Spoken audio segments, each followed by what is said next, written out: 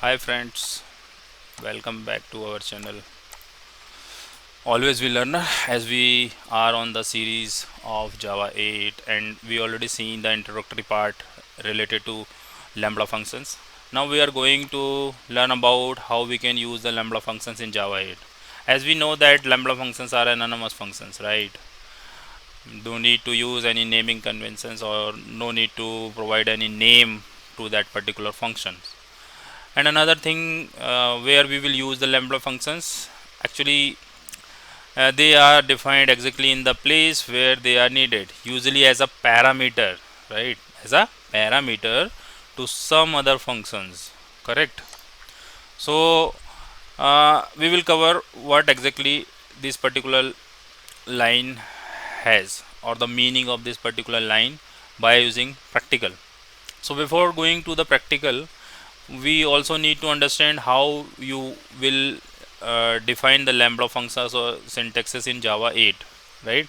So lambda function syntax in Java 8, there are different combinations. You can see there are different combinations as per our requirement, right? So as we already seen, lambda functions will use to where we have the single method to implement, right? So let's say you have the single method with no argument, right? With no argument, no need to give any parameter values here or the argument. This is the syntax.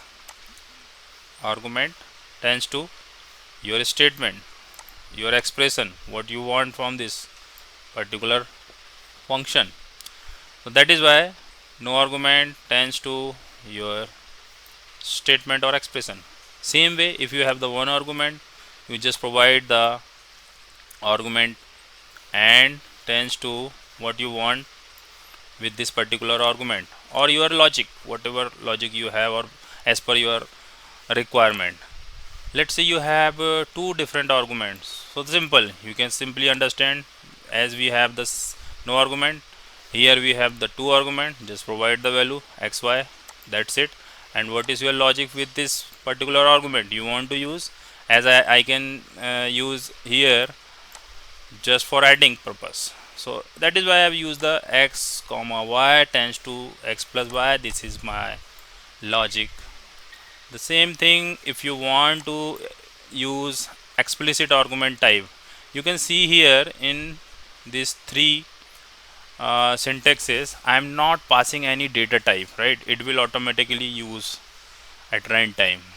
But here, if you want to use any data type explicitly, you can easily provide this also by using this type of syntax. Let's say you have two argument, I want to provide the data type, I can just use integer x, integer y tends to x plus y. Same thing which we covered in two argument without using any argument type, right? Another thing is multiple argument. Let's say you want to use multiple statement or multiple um, expressions you have, right, with multiple arguments. So you can use by using this particular curl brackets, like opening and closing. In between this, you can apply your logic. Let's say you have x comma by the two arguments and tends to I want to use with multiple statements or multiple expressions. I can use the opening and closing curly braces, opening and closing, and in between you can apply your logic. So these are the different combinations which we will use in lambda functions whenever we will apply the lambda expressions in Java 8 as per our requirement. These are the combinations which we can use, right? So apart from that, we will also cover how we can use all this thing in our next video by using the practical. Thank you. Thanks for watching. Always be learner.